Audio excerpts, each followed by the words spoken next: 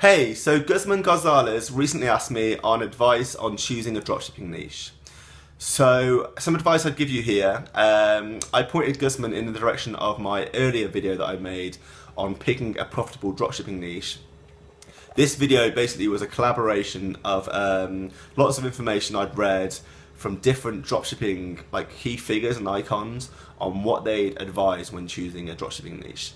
And it consisted of like 7, I think, key points from what I'd learned from my research on how to pick that niche that I wanted to pass on to you guys. So I pointed Guzman in the direction of that video. I made this video quite early on in my dropshipping journey, actually before I'd even started making a store. Link to the articles that I got the information from, so you can click on the articles to go and read that information there. But basically I wanted to express my sort of way of thinking before I made a store. So some of the points I spoke about in that article, in that video, sorry, was obtainability.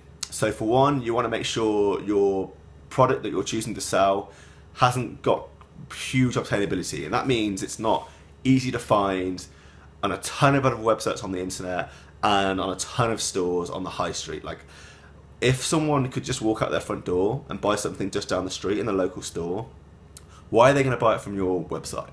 If it's really obtainable, or if they're seeing promotions and seeing it advertised on a ton of other websites, why are they going to buy that product from you, average Joe, random person whose ads popped up on Facebook that they've never seen before, when they can buy it from a retailer that sells it just down the street or that's promoting that product all the time? So make sure there's limited attainability of your product.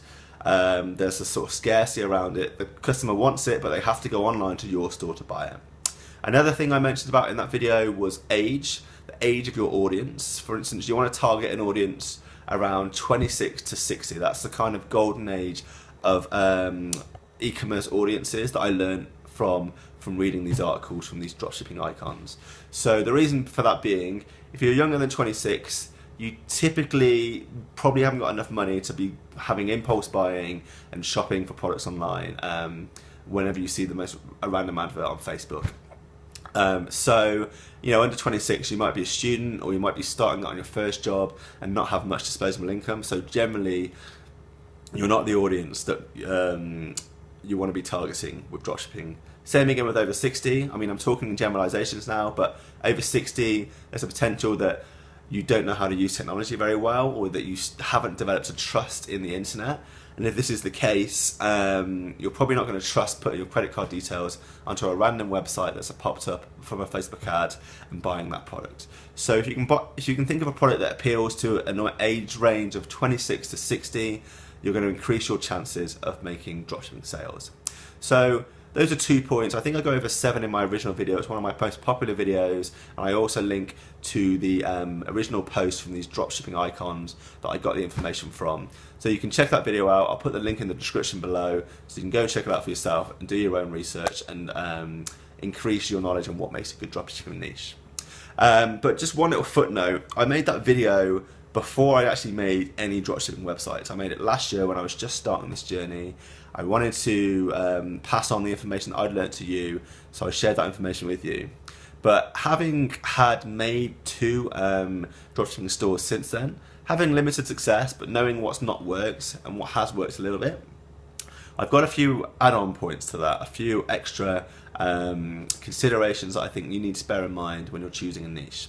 So the first one is you've got to reverse engineer how your store is going to work. So think about it. You're going to be trying to drive a ton of traffic from Facebook to your store. So Facebook ads, from my experience, you get the most value for money from Facebook ads if your audience that you're showing the ads to engage with your ad and share it with their friends. So the reason for this is, say you spend $1 and your ad reaches 100 people. If none of those people like or share your ad, the ad has only been shown to 100 people. But say you put an ad online and one of those 100 people share that ad with their friends and another 100 people see it. Now you've shown it to 100, 200 people. 100 plus 100 is 200, rather than the 100 you paid for. And if 10 people if 10 people shared that ad, it's gone to 1,000 people plus the original 100. You've paid $1 and it's been shown to 1,100 people. So you need to think of products that people are going to want to share on Facebook. that are going to pop up on ads on their wall, and they're going to share them with their friends. So if you can find a product that has a viral factor about it, its potential to go viral, that's going to help you a ton with your marketing spend when you're advertising. Another thing, with the whole reverse engineering in mind, influencer marketing. Influencer marketing is when you find key figures in an industry and niche that have a big following on social media, and you ask them to promote your products.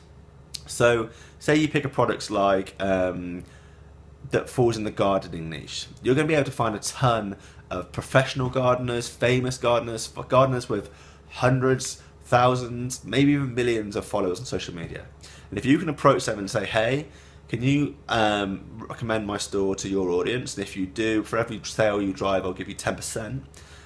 That's going to have a whole much wider potential audience for you than the audience you're driving from paid traffic.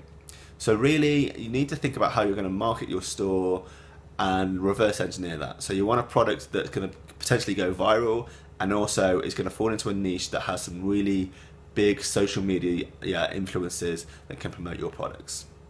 And I got these ideas from a video that I saw from a famous dropshipper called Till Bowdella. He's got a really big YouTube presence. I'll link you to the video where he talks about how to market a dropshipping store, what you want to consider when picking a niche, things I've mentioned like influencer marketing, Facebook ads.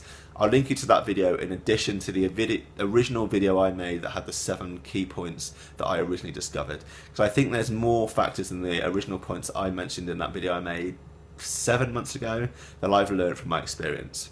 So I'll link you to the 2 videos. The links will be in the description below. If you've got any more questions, make sure to leave the question in the comments box below. I do these daily videos every day answering your questions, and they're fueled from the questions that you leave in the comments. So if you've got any questions around dropshipping, e-commerce, online business that you think I might be able to help you with from my experience that I've had with my 2 stores, make sure to leave a comment in the comment box below, and I'll answer your question in a video just like I'm doing in this one. Also, make sure to subscribe to the channel if you haven't already. You're watching Starting Up, where I explore online business ideas every day. I have my own projects that I'm working on, and I share with you what's worked and what's not, what tools I'm using to basically help you on your journey as well. So make sure to subscribe to the channel Starting Up. And finally, make sure to subscribe to the email that I send out every 2 weeks by going to www.startstartingup.com. I share really interesting articles and videos that I've watched in the last 2 weeks that have the most recent ideas around e-commerce and dropshipping in them, really useful information.